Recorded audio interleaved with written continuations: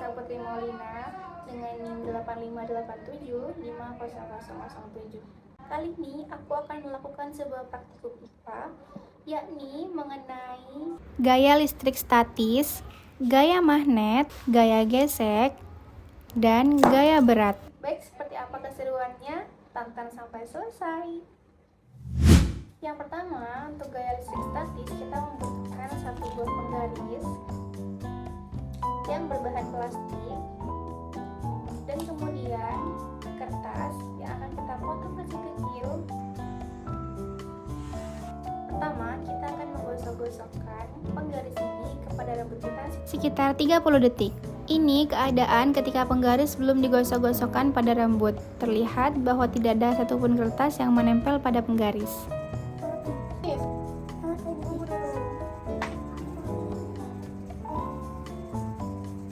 Gosok-gosok pada rambut yang kering dan tidak boleh basah. Ini tuh gak basah sih. Ini gak basah udah sakit nih.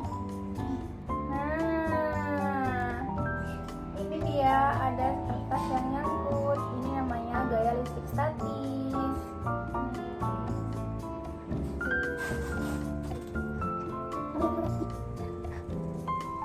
Ini boleh cepat deh.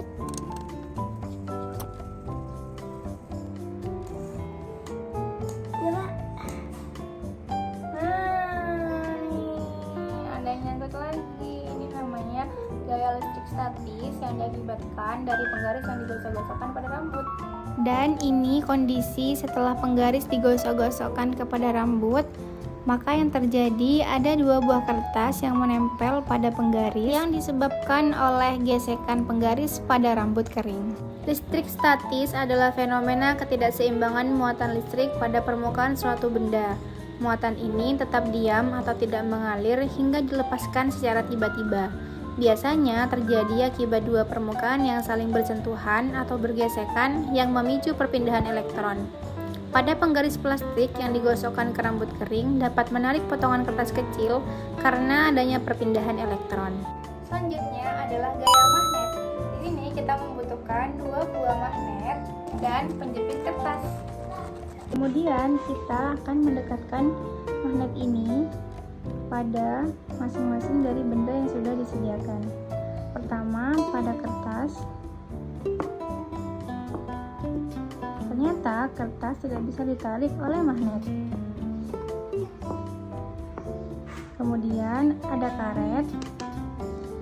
Kita dekatkan magnet pada karet. Dan ternyata karet pun tidak bisa ditarik oleh magnet. Selanjutnya ada jarum pentul. Kita akan dekatkan magnet ini pada jarum pentul dan ternyata jarum pentul tertarik oleh magnet. Selanjutnya adalah penjepit kertas dan penjepit kertas juga tertarik oleh magnet. Kemudian apa yang akan terjadi apabila dua buah magnet ini kita dekatkan? Kutubnya sama, maka yang terjadi akan tolak menolak. Namun apa yang terjadi apabila kutubnya berbeda? Maka dia akan berdekatan atau saling tarik-menarik.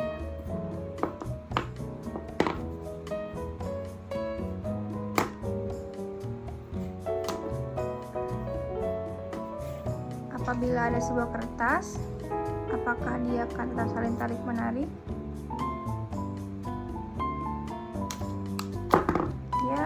Ya, mereka akan saling tarik-menarik.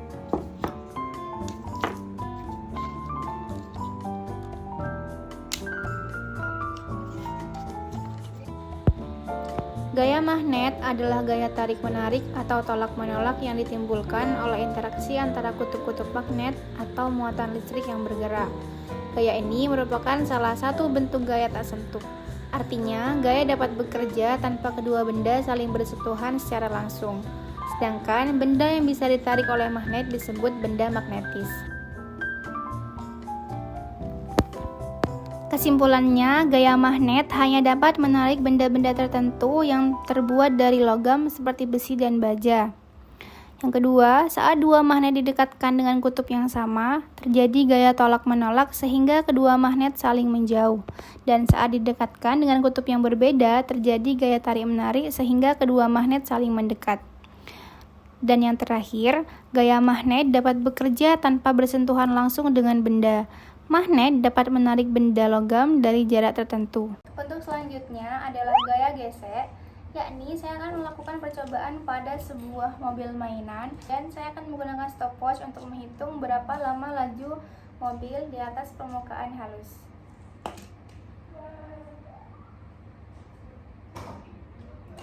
Di sini waktu yang dibutuhkan pada percobaan pertama yakni 1,14 detik.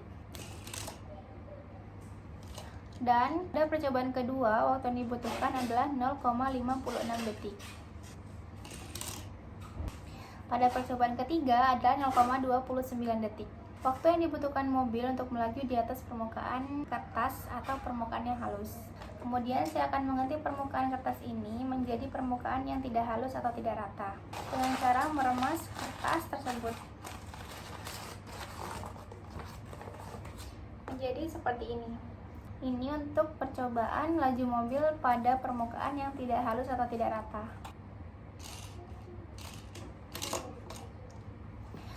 Di sini, mobil membutuhkan waktu sebanyak 2,32 detik untuk mencapai garis finish. Kesimpulan dari praktikum ini adalah gaya gesek terjadi ketika dua permukaan benda saling bersentuhan dan saling menghambat gerak. Yang kedua, permukaan yang halus memiliki gaya gesek kecil, sehingga benda bergerak lebih cepat. Yang ketiga, permukaan yang kasar atau tidak rata memiliki gaya gesek besar, sehingga benda bergerak lebih lambat. Jadi, semakin kasar permukaan benda, maka gaya geseknya semakin besar, dan gerak benda menjadi lebih lambat. Sebaliknya, semakin halus permukaan, gaya geseknya semakin kecil, dan benda bergerak lebih cepat. Selanjutnya adalah gaya berat.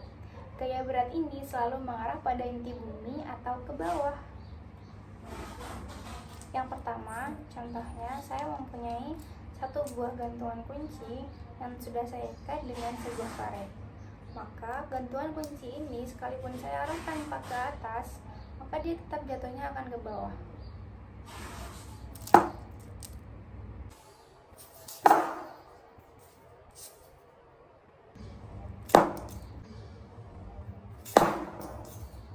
Gaya berat sangat dipengaruhi oleh massa benda dan percepatan gravitasi di suatu lokasi, yang dirumuskan dengan W besar sama dengan M kali G.